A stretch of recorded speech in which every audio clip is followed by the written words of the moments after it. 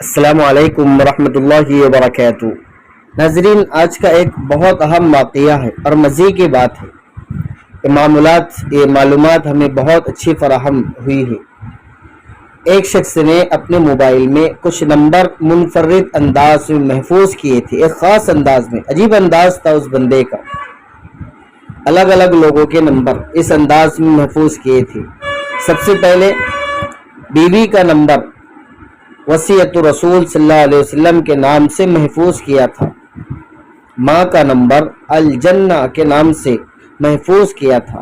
والد کا نمبر باب الجنہ کے نام سے محفوظ کیا تھا، اور بھائی کا نمبر السند کے نام سے محفوظ کیا تھا۔ بیٹی کا نمبر المؤنسۃ الغالیہ کے نام سے محفوظ کیا تھا۔ کسی نے پوچھا کہ ایسا کرنے کی وجہ کیا ہے، آپ نے ایسا کیوں کیا، یعنی اس طرح نمبر محفوظ کیوں کیے؟ تو جواب ملا کہ بہت اہم بات ہے کہ مجھے اندیشہ تھا کہ کہیں ایسا نہ ہو کہ یہ لوگ کال کرے، فون کرے اور میں غصے کی حالت میں رہوں اور ان سے بات نہ کروں یا ان کا فون کاٹ دوں۔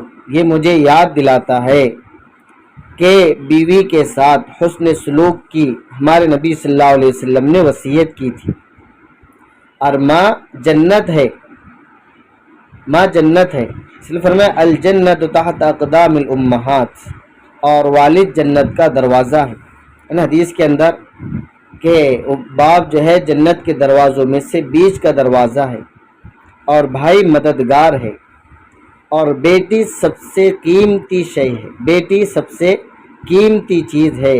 اس وجہ سے میں نے اپنے گھر والوں کے نمبر اس خاص انداز میں سیو کیے ہیں، محفوظ کیے ہیں۔